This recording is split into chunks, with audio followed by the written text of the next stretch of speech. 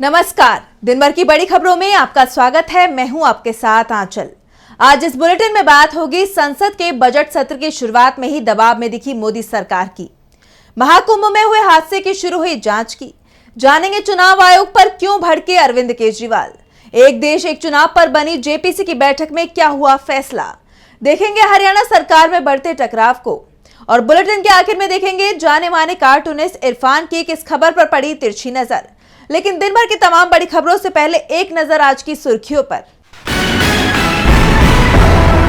दिल्ली चुनाव के बीच आम आदमी पार्टी को बड़ा झटका। 7 विधायकों ने पार्टी से दिया इस्तीफा, टिकट कटने से थे नाराज। भारत रत्न सचिन तेंदुलकर को मिलेगा BCCI life time achievement award. Bumrah और स्मृति मंधाना को भी मिलेगा पुरस्कार। 1 फरवरी को बीसीसीआई करेगी सम्मानित। सुप्रीम कोर्ट में जम्मू कश्मीर में बार काउंसिल की मांग वाली जनहित याचिका पर सुनवाई। कोर्ट ने केंद्र और बीसीआई को भेजा नोटिस। 4 हफ्ते बाद सुनवाई। हरे निशान पर बंद हुआ शेयर बाजार। 740 अंकों के उछाल के साथ 77,500 पर बंद हुआ सेंसेक्स, तो वहीं 258 अंकों की तेजी के साथ 23,508 पर बंद हुआ निफ्टी। ये तो थी सुर्खियां। अब बात आज की सबसे बड़ी खबर की। संसद का बजट सत्र शुरू हो गया है और बजट सत्र के पहले ही दिन यह भी साफ हो गया है कि सरकार इस बार विपक्ष के दबाव में है। यह दबाव साफ साफ पीएम मोदी के सत्र से शुरू होने से पहले दिए गए बयान से ही साफ हो गया। तो दूसरी तरफ विपक्ष ने भी साफ कर दिया है कि वो उन सभी मुद्दों को उठाएगा जो जनता से जुड़े हुए हैं और सरकार का ध्यान उस तरफ नहीं है।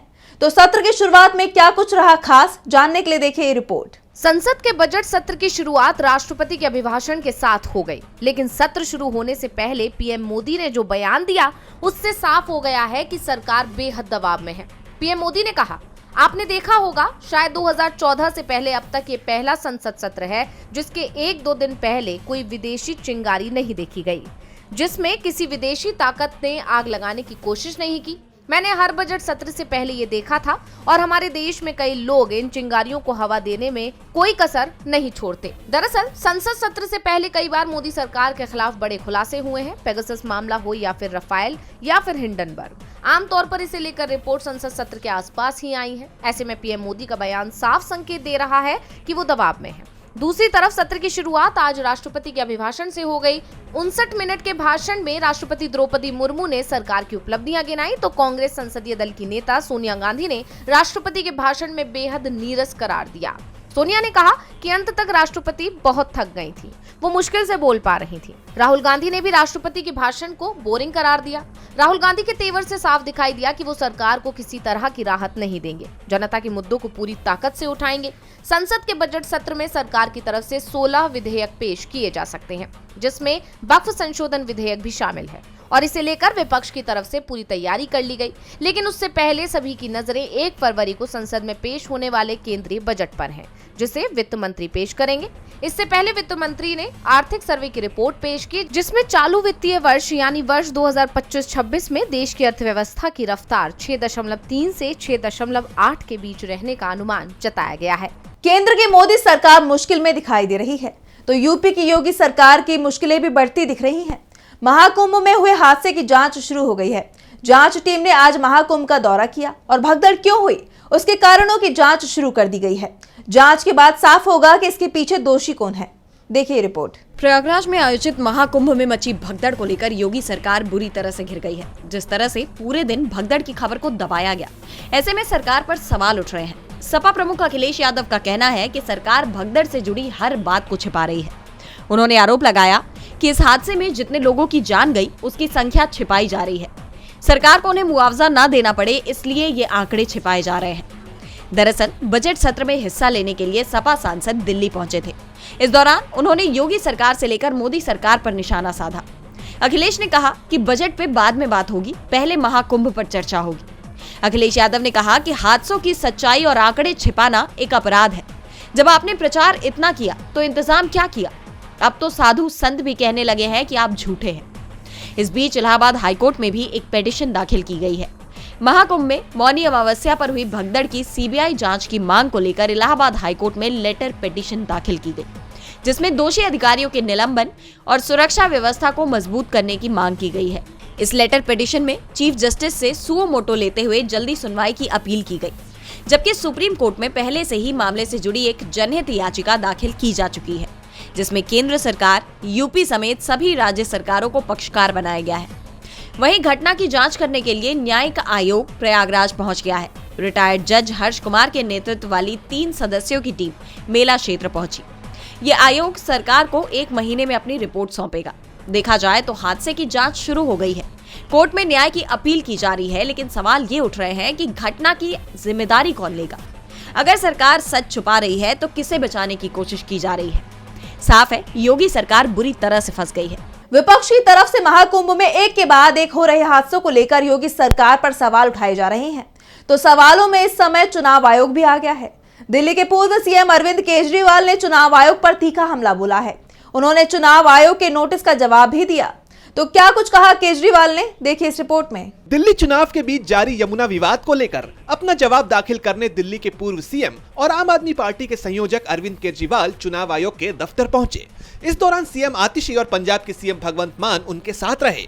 यहां अपना जवाब दाखिल करने के बाद केजरीवाल ने दिल्ली वासियों को लेकर एक बधाई संदेश पोस्ट किया। उन्होंने लिखा, दिल्ली वासियों बहुत बहुत बधाई, हमारा संघर्ष रंग लाया। दिल्ली में जो जहरीला पानी भेजा जा रहा था वो अब बंद हो गया है। दिल्ली में आने वाले पानी में अमोनिया की मात्रा 7 ppm से लेकर 2 ppm तक हो गई है। अगर हम नारे नहीं लगाते और संघर्ष नहीं करते तो आज दिल्ली की घनी आबादी को पानी नहीं मिल रहा होता। हमने दिल्ली को बहुत बड़े पानी के संकट से बचाया। बता दें कि चुनाव आयोग ने केजरीवाल से 5 सवाल पूछे थे, जिसका जवाब केजरीवाल ने आयोग में आज दाखिल किया। इसके साथ ही केजरीवाल ने एक प्रेस कॉन्फ्रेंस कर चुनाव आयोग और बीजेपी पर हमला बोला। उन्होंने कहा कि दिल्ली में खुलेआम पैसे और सामान बांटा जा रहा है, लेकिन चुनाव आयोग चुप है। अगर चुनाव आयोग ने कोई ठोस कदम नहीं उठाया और भाजपा के खिलाफ एक्शन लेने की हिम्मत नहीं दिखाई तो सारी दुनिया में लोकतंत्र बदनाम हो जाएगा। इन सब के बीच पीएम मोदी ने दिल्ली के द्वारका में रैली की, तो वहीं प्रियंका गांधी ने नई दिल्ली में कांग्रेस उम्मीदवार संदीप दीक्षित के लिए प्रचार किया। चुनाव आयोग की विश्वसनीयता पर सवाल खड़े हो रहे हैं। तो सवालों में एक देश एक चुनाव की योजना भी दिखाई दे रही है। सरकार की तरफ से इसे लेकर जेपीसी बनाई गई है, जिसकी आज दूसरी बैठक थी। तो जेपीसी में क्या हुई चर्चा, जानने के लिए देखिए रिपोर्ट। देश में एक देश एक चुनाव को अमली जामा पहनाने की तैयारी तेज हो गई है। इस मसले पर गठित संयुक्त संसदीय समिति ने बड़ा कदम उठाते हुए चुनाव आयोग के अधिकारियों और सभी राजनीतिक दलों के प्रमुखों को बुलाने का फैसला किया है।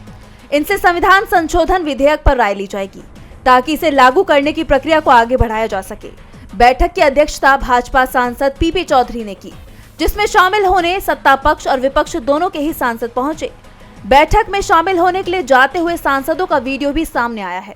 बता दें कि विपक्ष आरोप लगा रहा है कि उनकी बात नहीं सुनी जा रही है, क्योंकि विपक्षी सांसदों ने जेपीसी का कार्यकाल बढ़ाकर 1 साल करने की भी मांग की, लेकिन सुनवाई नहीं हुई। जेपीसी को बजट सत्र के पहले सप्ताह के आखिरी दिन तक अपनी रिपोर्ट लोकसभा में पेश करनी है। इससे पहले 8 जनवरी को जेपीसी की पहली बैठक हुई थी। इसमें सभी सांसदों को 18,000 से ज्यादा पेज की रिपोर्ट वाली एक ट्रॉली दी गई थी। इसमें हिंदी और अंग्रेजी में कोविंद समिति की रिपोर्ट और अनुलग्नक की 21 कॉपी शामिल है। इसमें सॉफ्ट कॉपी भी शामिल है। और अब दूसरी बैठक में चुनाव आयोग के अधिकारियों और सभी राजनीतिक दलों के प्रमुखों को बुलाने का फैसला किया गया है। देखना होगा अगली बैठक में क्या कुछ होता है। जेपीसी की तरफ से अब इन चुनावों में किस तरह के संसाधनों की जरूरत पड़ेगी, उस पर चर्चा की जाएगी। वैसे इस बिल को लेकर एनडीए सरकार के अंदर ही टकराव दिखाई दे रहा है। तो टकराव हरियाणा की बीजेपी सरकार के अंदर भी दिख रहा है। हरियाणा में बीजेपी सरकार के मंत्री अनिल विज ने सीएम नायब सिंह सैनी पर तीखा हमला बोला है। तो क्या कुछ कहा अनिल विज ने, जिसके चलते मुश्किल में दिख रही है हरियाणा सरकार, जानने के लिए देखिए रिपोर्ट। हरियाणा के ऊर्जा और परिवहन मंत्री अनिल विज ने सीएम नायब सिंह सैनी पर सीधा हमला बोला है। विज का कहना है कि नायब सिंह सैनी जब से सीएम बने हैं तब से उड़न खटोले पर है। ये सिर्फ उनकी नहीं बल्कि सभी एमएलए और मंत्रियों की आवाज है। विज ने आगे कहा कि चुनाव के दौरान उन्हें किसी बड़े नेता ने हराने की कोशिश की और उन पर हमला करने की भी कोशिश हुई। आज सरकार बने 100 से ज्यादा दिन बीत चुके हैं, लेकिन इस पर कोई कार्रवाई नहीं हुई। अब उन्हें इस मामले में फर्क नहीं पड़ता। अनिल विज अधिकारियों पर उनके द्वारा दिए गए निर्देशों पर कार्रवाई नहीं किए जाने से नाराज है। हरियाणा के ऊर्जा और परिवहन मंत्री अनिल विज अपनी ही पार्टी से नाराज चल रहे हैं। वो 2 टूक कह चुके हैं कि अब वे ग्रीवेंस कमेटी की मीटिंग में शामिल नहीं होंगे। इसके पीछे की वजह बताते हुए विज ने कहा कि इस मीटिंग में उनके दिए आदेश लागू नहीं किए जाते। उन्होंने यहां तक चेतावनी दी कि अगर जरूरत पड़ी तो वे किसान नेता जगजीत सिंह डल्लेवाल की तरह अनशन करने को भी तैयार हैं। विज को आज यानी 31 जनवरी को सिरसा और कैथल में ग्रीवेंस कमेटी की मीटिंग में शामिल होना था और उससे पहले उनका ये बयान आया है। ऐसे में माना जा रहा है कि वो इस मीटिंग से दूरी बना सकते हैं। जानकारी के मुताबिक अनिल विज अंबाला से कुछ अधिकारियों का तबादला कराना चाहते हैं। उन्होंने विधानसभा चुनाव के बाद कहा था कि कुछ अधिकारी उन्हें हरवाना चाहते थे। इसके बाद विज ने तबादले के लिए कहा था। इनमें IAS और IPS स्तर के अधिकारी भी शामिल हैं। हाल ही में कैबिनेट की बैठक में भी विज ने इस मामले को रखा था और अब देखना होगा कि विज की ये नाराजगी क्या मोड़ लेती है। बीजेपी सरकार में घमासान मचा हुआ है। सीएम सैनी दबाव में दिखाई दे रहे हैं, तो दूसरी तरफ अमेरिका के राष्ट्रपति डोनाल्ड ट्रंप पूरी दुनिया को दबाव में लाने की कोशिश में जुटे हुए हैं। उन्होंने एक बार फिर भारत की चिंता बढ़ा दी है। ट्रंप ने भारत और ब्रिक्स देशों पर 100% टैरिफ लगाने की धमकी दी है। तो क्या है पूरा मामला, देखिए इस रिपोर्ट में। अमेरिकी राष्ट्रपति डोनाल्ड ट्रंप के तेवरों ने दुनिया भर के देशों की नींद उड़ा दी है। कभी वो दूसरे देशों को, क्षेत्रों को अमेरिका में मिलाने की बात करते हैं, तो कभी टैरिफ लगाने की धमकी दे देते हैं। इसी कड़ी में अब डोनाल्ड ट्रंप ने भारत को सीधी चेतावनी दी है। उन्होंने 100% टैरिफ लगाने की धमकी दी है। दरअसल बीते कुछ वक्त से लगातार इस तरह की खबरें आ रही हैं कि ब्रिक्स देश अपनी नई करेंसी बनाने की तैयारी में है। यानी अब अंतरराष्ट्रीय बाजार में डॉलर के मुकाबले में ब्रिक्स की करेंसी आ सकती है और इसे लेकर ट्रंप खासे नाराज है। ऐसे में उन्होंने भारत समेत पूरे ब्रिक्स देशों को धमकी दी है। ट्रंप ने कहा कि ब्रिक्स देश अमेरिकी डॉलर के वर्चस्व को चुनौती देने की कोशिश कर रहे हैं और हम सिर्फ तमाशबीन बने हुए हैं। लेकिन अब ये नहीं चलेगा।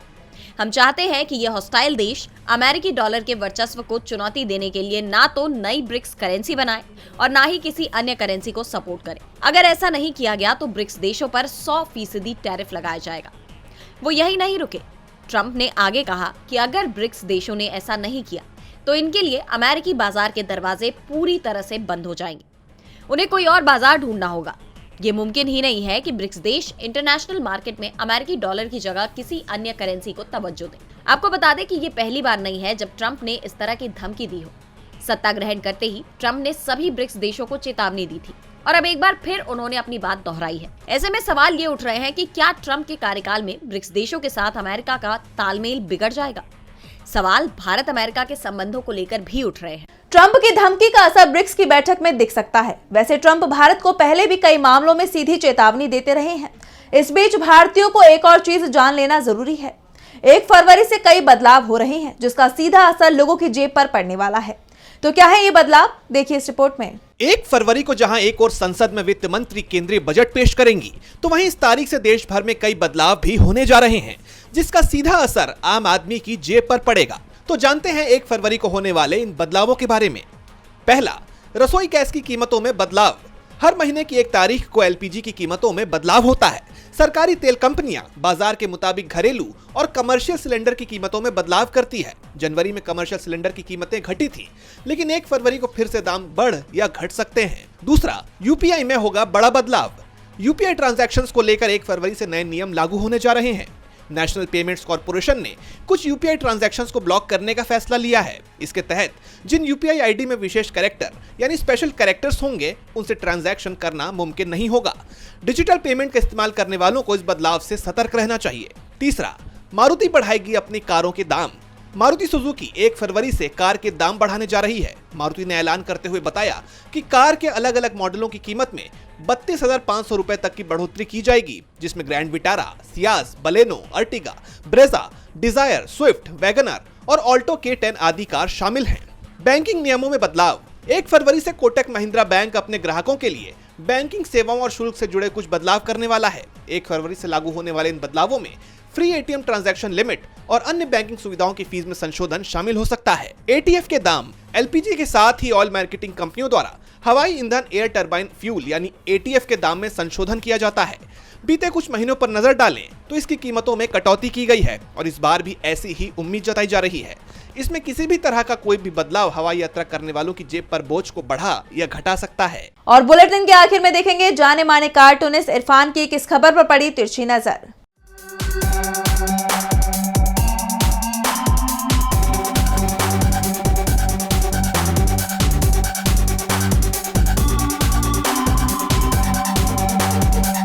कल आम आदमी पार्टी और आम आदमी के लिए एक ख़ास दिन है। आम आदमी पार्टी तो इसलिए इंतज़ार कर रही है कि अगले 5 सालों में उसका भविष्य जो है वो क्या होने वाला है, और आम आदमी बजट से इस बात की उम्मीद लगाए हुए है कि पिछले 11 साल में जो महंगाई की जकड़ में वो जकड़ा हुआ है, क्या उससे इस बार छुटकारा कुछ मिलेगा या फिर कहानी वहीं के वहीं घूमकर आ जाएगी।